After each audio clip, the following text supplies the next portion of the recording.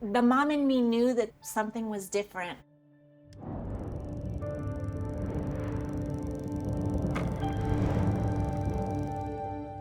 She was taking a little bit longer to roll over. She was taking a little bit longer to crawl.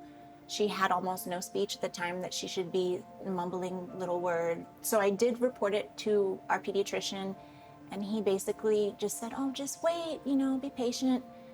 At one point, at about her 18-month visit, we got a nurse practitioner instead of the doctor, and she was like, wow, Naya is really behind. You're not wrong. And she immediately referred us out for neurology. When we finally got the ball rolling with the doctors, it was about a year after I had first mentioned that she had had some symptoms. That led to a lot of frustration on my part, that the medical community wasn't listening.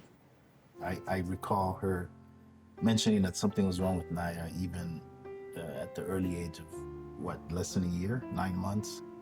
I was in denial for a long time. I truly wanted to believe that my daughter had a fair shot at this world, and this cannot happen to us. No way. The reality is that, okay, this is something real. We need to start understanding and investigating what this SynGAP is. I'm glad to say that for most days, she is having a fairly normal life. I'm happy that her siblings are in her life. Her siblings are very caring. It's a little bit different than if I would have had a normal sibling. I really feel like it's better to have Naya than a normal kid, because Naya is like, you can savor those moments a lot more. She's a joy. She likes like hide and seek and like things like a normal kid would like. She smiles a lot and she has a lot of fun. But for me, it's kind of been, she's just always been Naya, and she's awesome. She's very social, surprisingly. When you hear the diagnosis and that most kids with this disease barely say a few words, it was difficult to imagine that, how this is gonna play out. But with a lot of speech therapy, she's been able to get to a point where she can tell us what she needs. Pink. Oh, Debbie. Orange, please. Oh, Debbie.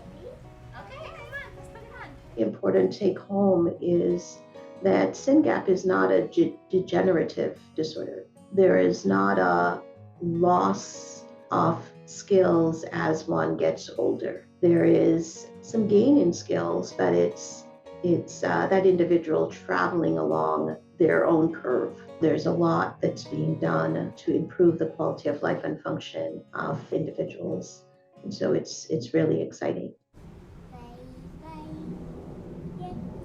As a parent, you always want to see the best for your kids. You want to catapult them as high as you can so they can have the best advantage in this world. And so what we can give her is what we can give her today, and which is, happiness, bright smiles, a safe home, safe environment to grow up in.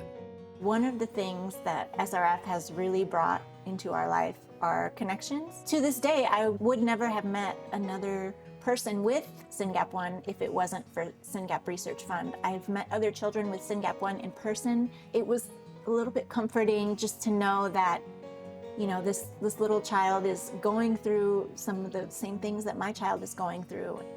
For any new parents to the SynGAP community, know that we are here for you. Being a team is definitely a great way to get over this. There's no way anyone can do it alone.